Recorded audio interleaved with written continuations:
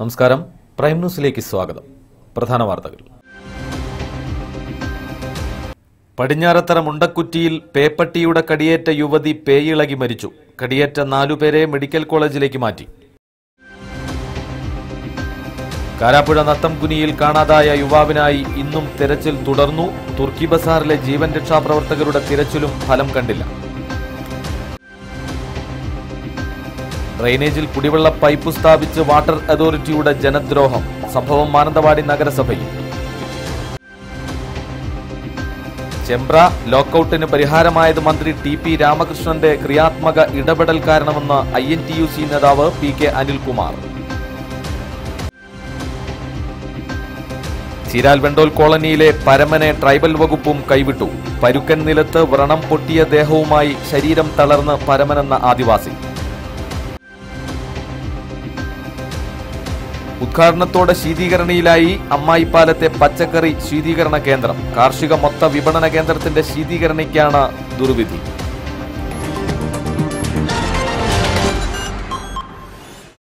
വിശദമായ വാർത്തകളിലേക്ക്. പേപ്പട്ടിയുടെ കടിയേറ്റ യുവതി കുത്തിവയ്പ് നടത്തിയിട്ടും പേയിളകി മരിച്ചു. പടിഞ്ഞാറത്തറ മുണ്ടക്കുറ്റി തോക്കമ്പേൽ ബിനോയിയുടെ ഭാര്യ റിൻസി എന്ന റൂബിയാണ് ഇന്ന് രാവിലെ കോഴിക്കോട് മെഡിക്കൽ കോളേജിൽ മരിച്ചത്. 30 വയസ്സായിരുന്നു. മെയ് 11-നായിരുന്നു ഇവരെ പേപ്പട്ടി കടിച്ചത്. തുടർന്ന് പേവിഷബാധയ്ക്കെതിരെ ജില്ലാ ആശുപത്രിയിൽ നിന്ന് കുത്തിവയ്പ് എടുത്തിരുന്നു. ഇന്നലെ വൈകുന്നേരം രോഗം മൂർച്ഛിച്ചതിനെ തുടർന്ന് മെഡിക്കൽ കോളേജിൽ പ്രവേശിപ്പിക്കുകയായിരുന്നു. ഇവരോടൊപ്പം നായയുടെ കടിയേറ്റ മറ്റു 4 പേരെ കൂടി മെഡിക്കൽ കോളേജിലേക്ക് മാറ്റിയിട്ടുണ്ട്.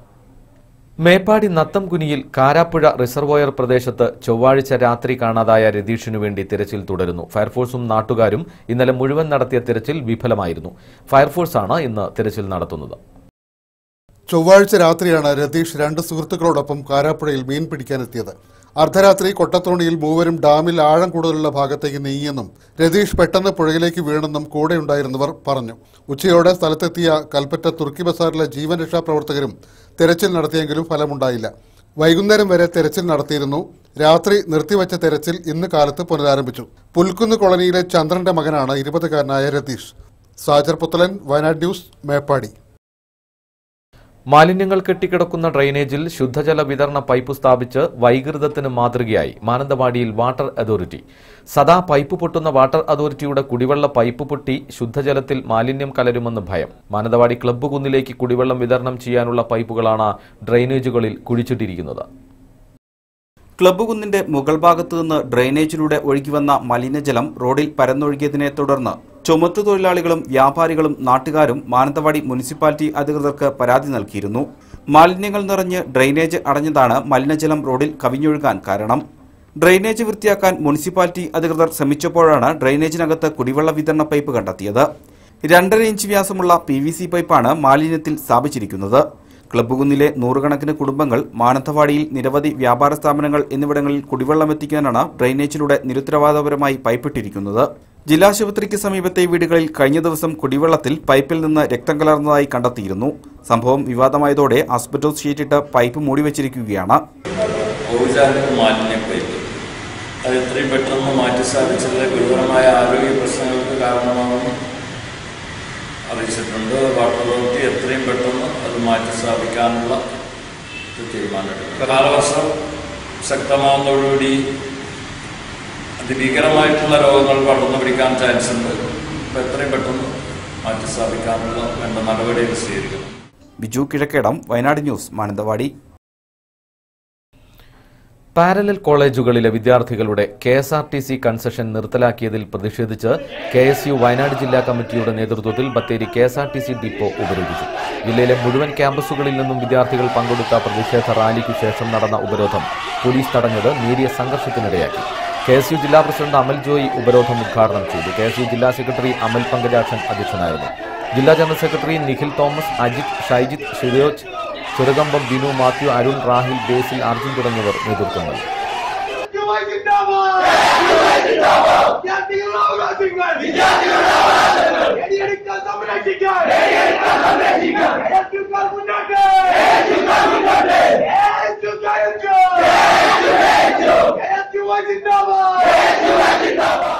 അധ്യയന വർഷം ആരംഭിച്ച് ആഴ്ച പിന്നിട്ടിട്ടും മാനന്തവാടി KSRTCയിൽ വിദ്യാർത്ഥികളുടെ യാത്രാ പാസ് വിതരണം ഇഴഞ്ഞു നീങ്ങുന്നതായി പരാതി. മിനിമം ചാർജായ 7 രൂപ വരുന്ന സ്റ്റേജുകളിൽ വിദ്യാർത്ഥികൾക്ക് യാത്രാ പാസ് അനുവദിക്കില്ലെന്ന KSRTCയുടെ നിലപാടിലും പ്രതിഷേധമുയരുന്നുണ്ട്. സമാന്തര വിദ്യാഭ്യാസ സ്ഥാപനങ്ങളിലെ വിദ്യാർത്ഥികൾക്ക് യാത്രാ സൗജന്യങ്ങൾ നൽകാത്തതിനെതിരെ പ്രക്ഷോഭത്തിലാണ് വിദ്യാർത്ഥികൾ. ഇതിനിടയിലാണ് അർഹരായ കുട്ടികൾക്ക് യാത്രാ പാസ് നൽകുന്നതിൽ കാലതാമസം നേരിടുന്നത്. കാലത്ത് 8-നും 10-നുമിടയിൽ ആധാർ കാർഡിന്റെ പകർപ്പ് സഹിതം യാത്രാ പാസിന് അപേക്ഷ സ്വീകരിക്കുമെന്ന് നോട്ടീസ് ബോർഡിൽ അറിയിച്ചിട്ടും അപേക്ഷ സ്വീകരിക്കുന്നതിൽ മാനന്തവാടി താഴെയങ്ങാടിയിലെ KSRTC ഡിപ്പോ അധികൃതർ സമയനിഷ്ഠ പാലിക്കാത്തത് ക്ലാസുകളിൽ പോകാനുള്ള വിദ്യാർത്ഥികളെ വലച്ചു. കാലത്തെ 7:30 തന്നെ ദൂരെ സ്ഥലങ്ങളിൽ നിന്നെത്തി ക്യൂവിൽ നിരന്ന കുട്ടികൾക്ക് ഒടുവിൽ നാട്ടുകാരുടെ അടക്കം ക്ഷോഭ പ്രകടനത്തെ തുടർന്ന് 9 മണിക്കാണ് അപേക്ഷ നൽകാനായത്. ബുധനാഴ്ചയും ബന്ധപ്പെട്ടവർ അപേക്ഷ സ്വീകരിക്കാൻ വൈകിയത് ഒച്ചപ്പാടിന് ഇടയാക്കിയത്. ഒക്കെ സൗകര്യം പോലെ ചെയ്യാം എന്ന നിലപാടാണ് ഡിപ്പോ അധികൃതർക്ക്. സമാന്തര വിദ്യാഭ്യാസ സ്ഥാപനങ്ങളിലെ വിദ്യാർത്ഥികൾക്കും മിനിമം ചാർജ് സ്റ്റേജിലുള്ളവർക്കും മുൻ വർഷങ്ങളിൽ യാത്രാ പാസ് KSRTC നൽകിയിരുന്നു. ഏതായാലും പാരലൽ കോളേജ് വിദ്യാർത്ഥികളോട് KSRTC ചിറ്റമ്മ നയം തുടരുന്നത് റോഡ് ഉപരോധ സമരമായി മാറാൻ സാധ്യതയുണ്ടെന്നാണ് സൂചന. ബിജു കിഴക്കേടം, വയനാട് ന്യൂസ്, മാനന്തവാടി. KSRTCയിൽ TDF തൊഴിലാളികൾ ഈ മാസം 15-ന് നടത്തുന്ന പണിമുടക്കിന്റെ ഭാഗമായി സംഘടിപ്പിച്ച വാഹന പ്രചരണ ജാഥയ്ക്ക് ബത്തേരിയിൽ സ്വീകരണം നൽകി. ഡിപ്പോയിൽ നടന്ന സ്വീകരണ പരിപാടിയിൽ VS റോണി അധ്യക്ഷനായിരുന്നു. ജാഥ ക്യാപ്റ്റന്മാരായ KG ബാബു, EV ജോർജ് എന്നിവരും നേതാക്കളായ ബാബുരാജ് കടവത്ത്, CP കുര്യാക്കോസ്, ശശീന്ദ്രൻ, ഹരിദാസ്, മജീദ് എന്നിവർ സംസാരിച്ചു. ശമ്പളവും പെൻഷനും നൽകുന്നതിലെ അനിശ്ചിതത്വം അവസാനിപ്പിക്കുക, സുശീൽ ഖന്ന റിപ്പോർട്ട് പ്രസിദ്ധപ്പെടുത്തുക, പാനൽകാരെ സ്ഥിരപ്പെടുത്തുക, PF യഥാസമയം അനുവദിക്കുക തുടങ്ങിയ ആവശ്യങ്ങൾ ഉന്നയിച്ചാണ് പണിമുടക്ക്.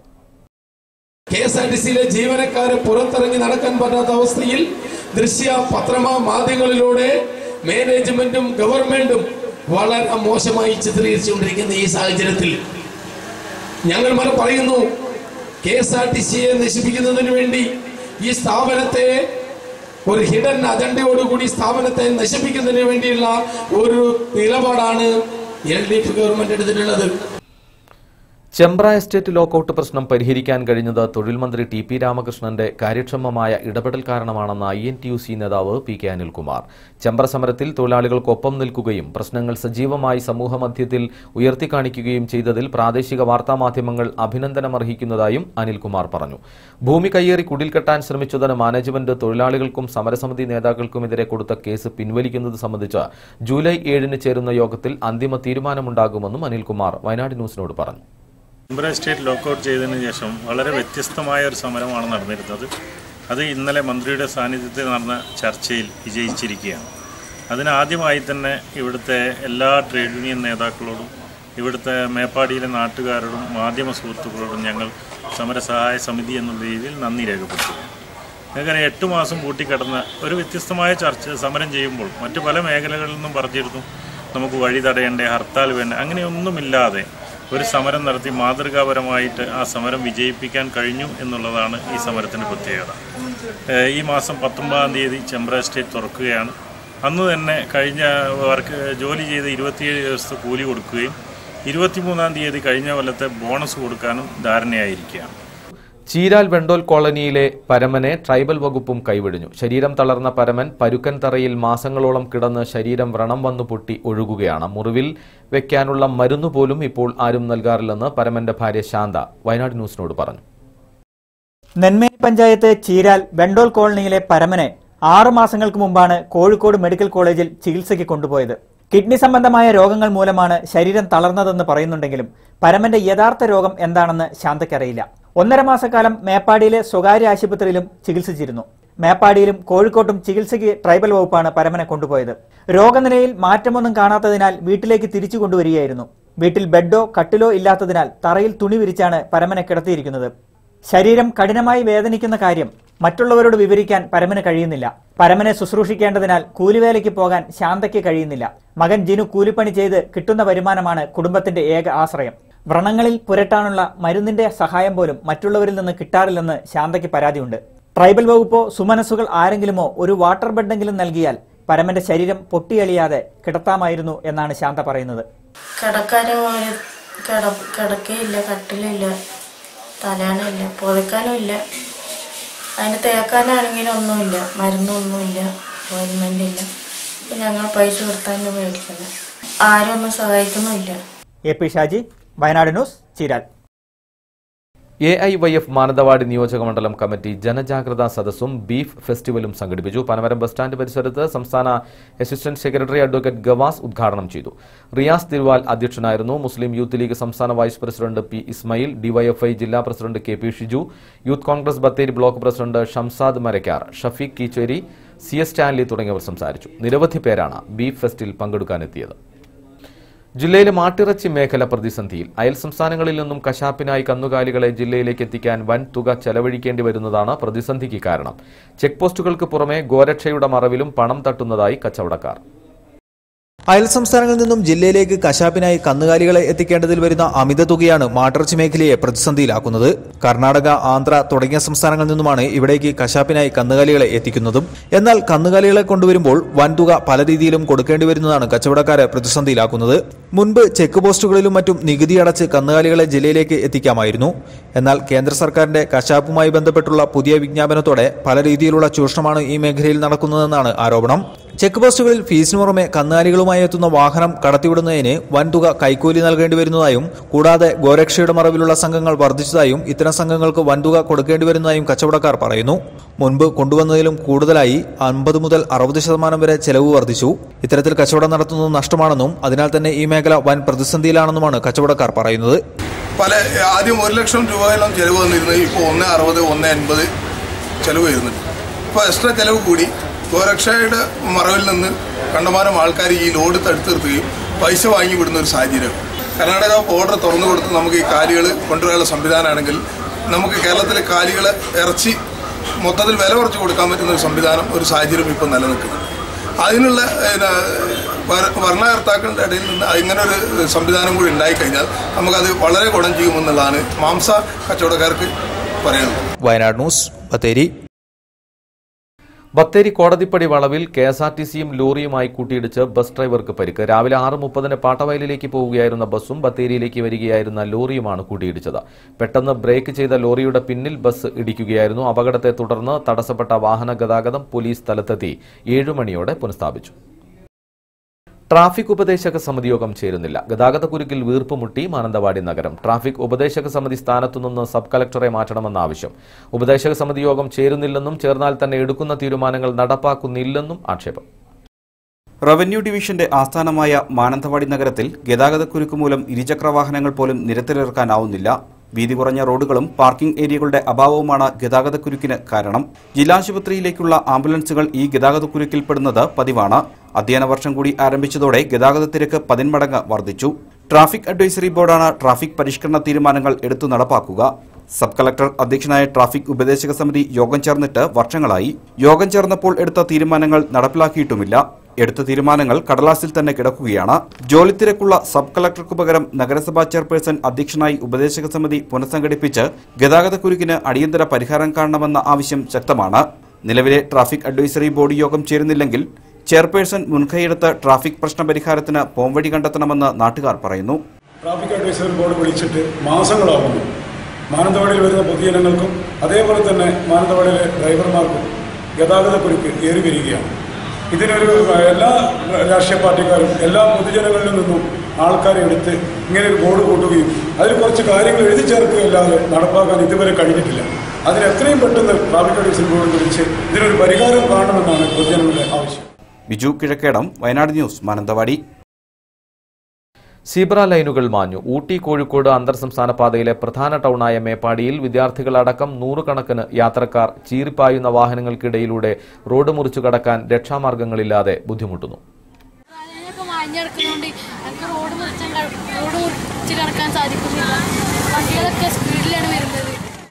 സ്കൂൾ സമയങ്ങളിൽ പിഞ്ചു കുഞ്ഞുങ്ങളടക്കം നിരവധി ആളുകൾ റോഡ് മുറിച്ചു കടക്കുന്നത് പരിഗണിക്കാതെ അമിത വേഗതയിൽ ഓടിയെത്തുന്ന വാഹനക്കാഴ്ച ഭയമുണ്ടാക്കുന്നതാണ്. അപകടങ്ങളും വാഹനക്കാരും കാൽനടയാത്രക്കാരും തമ്മിൽ വാക്കേറ്റങ്ങളും പതിവ് കാഴ്ചയാണ്. സീബ്ര ലൈൻ മാഞ്ഞുപോയ സ്ഥലങ്ങളിൽ വാഹനാപകടങ്ങൾ പറഞ്ഞു തീർക്കേണ്ട ഗതികേടിലാണ് മേപ്പാടി പോലീസ്. റോഡ് വക്കിൽ സ്ഥിതി ചെയ്യുന്ന മേപ്പാടി പോളിടെക്നിക്കിന് മുമ്പിലും വിദ്യാർത്ഥികൾക്ക് റോഡ് മുറിച്ചു കടക്കാൻ സീബ്ര ലൈനുകളില്ല. സീബ്ര ലൈൻ ഇല്ലാത്തത് കാരണം ഗവൺമെന്റ് ഹൈസ്കൂൾ വിദ്യാർത്ഥികളും സാഹസികമായാണ് റോഡ് മുറിച്ചു കടക്കുന്നത്. ഇവിടങ്ങളിൽ യാത്രക്കാരെയും കുട്ടികളെയും സഹായിക്കാൻ ട്രാഫിക് പോലീസ് ഡ്യൂട്ടിക്കെത്താറില്ലെന്ന് ആക്ഷേപമുണ്ട്. നമ്മൾ റോഡ് മുറിച്ച് കിടക്കണമെങ്കിൽ ഒരു സീബ്ര ലൈൻ മേപ്പാടി സ്കൂളിൻ്റെ പരിസരത്തോ അല്ലെങ്കിൽ സെൻറ്റ് ജോസഫ് സ്കൂളിൻ്റെ പരിസരത്തോ ഇല്ല. അത് പഞ്ചായത്തിൻ്റെ ഭാഗത്തുനിന്നോ അത് PWD ഭാഗത്തുനിന്നോ അടിയന്തരമായി കാര്യങ്ങൾ ശ്രദ്ധിക്കേണ്ടതും നടപടി സ്വീകരിക്കേണ്ടതുമാണ്. WMO English medium school, saint Joseph school, Mount Tabor English medium school, MCF തുടങ്ങിയ സ്കൂളുകളിലേക്കെല്ലാം കൂടി എത്ര വിദ്യാർത്ഥികളും വാഹനങ്ങളുമാണ് സ്കൂൾ സമയങ്ങളിൽ ടൗണിൽ എത്തുക എന്നത് മേപ്പാടി പോലീസ് അധികൃതർ കണക്കിലെടുക്കുന്നില്ലെന്നാണ് പരാതി.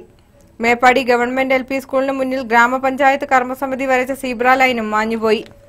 അപകടങ്ങളുണ്ടായിട്ട് പരിഹാരത്തിന് ചർച്ച നടത്താതെ ബന്ധപ്പെട്ട അധികൃതർ ഉടൻ നടപടി സ്വീകരിക്കണമെന്നതാണ് ആവശ്യപ്പെടാനുള്ളത്. വയനാട് ന്യൂസ്, മേപ്പാടി. 1/2 കോടിയോളം രൂപ മുടക്കി ബത്തേരി അമ്മായിപ്പാലം കാർഷിക മൊത്ത വിപണന കേന്ദ്രത്തിൽ നിർമ്മിച്ച പച്ചക്കറി ശീതീകരണ കേന്ദ്രം അടഞ്ഞുകിടക്കുന്നു. ജില്ലയിലെ പച്ചക്കറികൾ ശേഖരിച്ച് ശീതീകരിച്ച് കയറ്റുമതി ചെയ്യുന്നതിനായി കഴിഞ്ഞ നവംബറിൽ സ്ഥാപിച്ച കേന്ദ്രമാണ് ഉദ്ഘാടനത്തിന് ശേഷം തുറന്ന് പ്രവർത്തിക്കാത്തത്. 45 ലക്ഷം രൂപ മുടക്കി സ്ഥാപിച്ച ശീതീകരണ കേന്ദ്രമാണ് കർഷകർക്ക് ഉപകാരപ്പെടാതെ അടഞ്ഞുകിടക്കുന്നത്.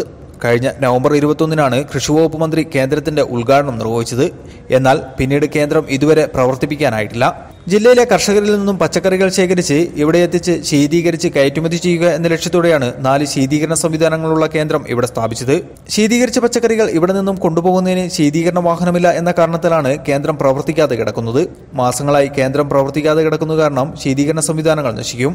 അനുബന്ധ സംവിധാനങ്ങൾ ഒരുക്കാതെ കേന്ദ്രം സ്ഥാപിച്ചതാണ് ഇപ്പോഴത്തെ അവസ്ഥയ്ക്ക് കാരണം. അതേസമയം വർഷങ്ങൾക്ക് മുമ്പ് വാങ്ങിയ ശീതീകരണ വാഹനങ്ങൾ കാർഷിക വിപണന കേന്ദ്രത്തിൽ കിടന്ന് നശിക്കുകയുമാണ്. അശാസ്ത്രീയമായ പ്രവർത്തനങ്ങളുടെ ഫലമായി കർഷകർക്ക് ലഭ്യമാകേണ്ട ലക്ഷക്കണക്കിന് രൂപയാണ് ഇതുവഴി നഷ്ടമാകുന്നത്. ഇത്തരം പ്രവർത്തനങ്ങളിൽ ഉദ്യോഗസ്ഥരടക്കം വൻതുക തട്ടിയെടുക്കുന്നുണ്ടെന്നും ഇതിനെക്കുറിച്ച് അന്വേഷണം നടത്തണമെന്നുമാണ് ആവശ്യം. കമ്മീഷൻ മാത്രം ലക്ഷ്യം വെച്ചുകൊണ്ടുള്ള ഒരു വികസന പ്രവൃത്തി അവിടെ നടന്നു. ഇപ്പോഴെന്താ സംഭവിച്ചിരിക്കുന്നതെന്ന് വെച്ചിട്ടുണ്ടെങ്കിൽ ഇപ്പോൾ ആ ശീതീകരണം കൊണ്ട് യാതൊരു ഉപയോഗമില്ല. അതിനിപ്പോൾ കേടായി പോകും. പണ്ട് ഫ്രീസറുള്ള വണ്ടികൾ മാത്രം വാങ്ങി അന്ന് റൂം ശീതീകരിച്ചിട്ടുണ്ടായിരുന്നില്ല. ആ വണ്ടികൾ ഇപ്പോൾ കേടായിപ്പോയി. ഇങ്ങനെ ലക്ഷക്കണക്കിന് രൂപ ഓരോന്ന് തോന്നിയതുപോലെ കാട്ടിലെ തടി തേവരാന വലിയടാ വലിയെന്ന് പറഞ്ഞിട്ട് ഇങ്ങനെ സർക്കാരിന്റെ പണം ഇങ്ങനെ ദൂർത്തടിച്ചുകൊണ്ടിരിക്കുന്ന കാഴ്ചയാണ് അമ്മായിപ്പാലത്ത് നടക്കുന്നത്. എന്തായാലും ഒരു കൃത്യമായിട്ടുള്ള അന്വേഷണം ഇതിൽ വേണം. അവിടെ ലക്ഷങ്ങൾ അവിടെ തട്ടിപ്പും വെട്ടിപ്പുമായിട്ട് ഉദ്യോഗസ്ഥർ കൊണ്ടുപോകുന്നുണ്ടെന്നുള്ളത് വളരെ വ്യക്തമാണ്. വയനാട് ന്യൂസ്, ബത്തേരി. മാനന്തവാടി നഗരസഭ ഇനി സംസ്ഥാന ശുചിത്വ മിഷന്റെ ബീക്കൺ മുനിസിപ്പാലിറ്റി. മാലിന്യ സംസ്കരണത്തിൽ നഗരസഭയുടെ ക്രിയാത്മക ചുവടുവയ്പ്പിനുള്ള അംഗീകാരമാണിത്. ബീക്കൺ മുനിസിപ്പാലിറ്റി പദ്ധതിയുടെ പൈലറ്റ് പ്രൊജക്ട് മാനന്തവാടി എരുമത്തെരുവിൽ നടപ്പാക്കും.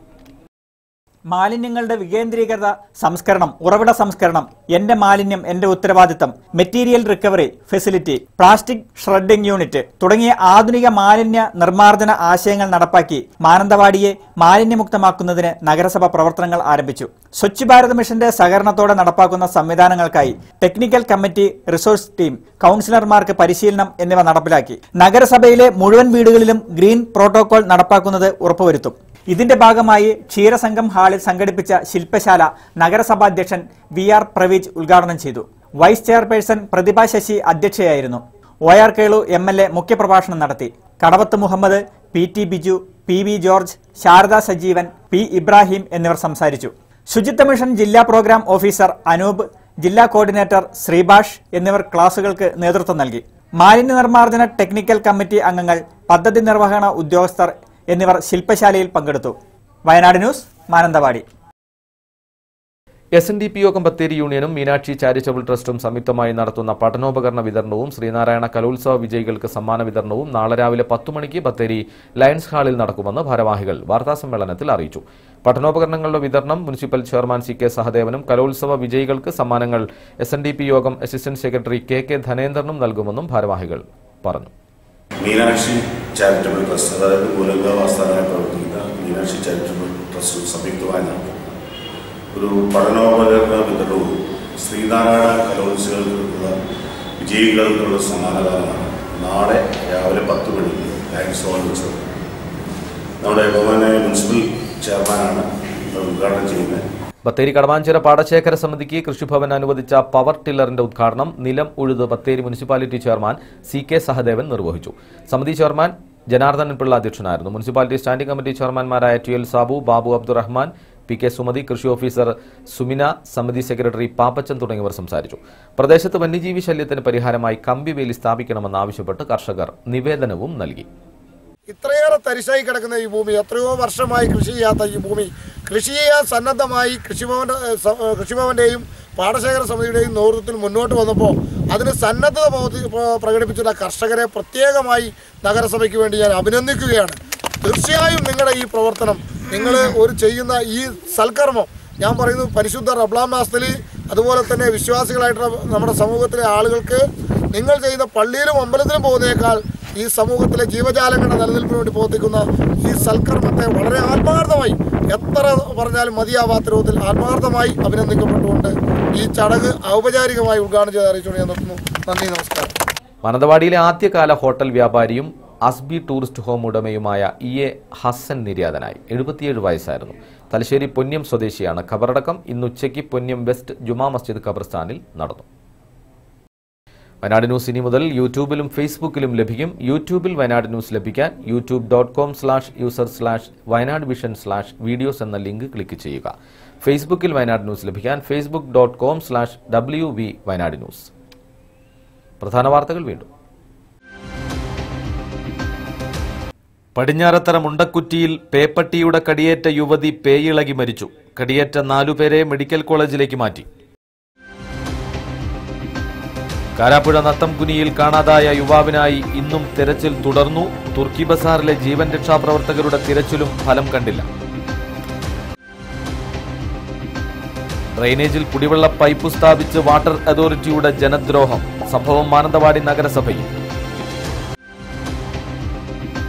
ചെമ്പ്ര ലോക്കൌട്ടിന് പരിഹാരമായത് മന്ത്രി TP രാമകൃഷ്ണന്റെ ക്രിയാത്മക ഇടപെടൽ കാരണമെന്ന് INTUC നേതാവ് PK അനിൽകുമാർ.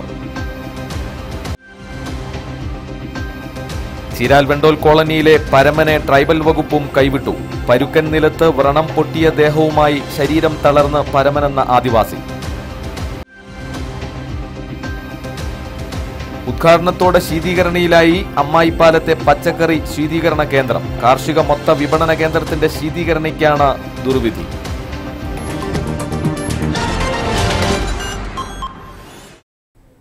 ഈ വാർത്താ ബുള്ളറ്റിൻ ഇവിടെ പൂർണ്ണമാകുന്നു. നമസ്കാരം.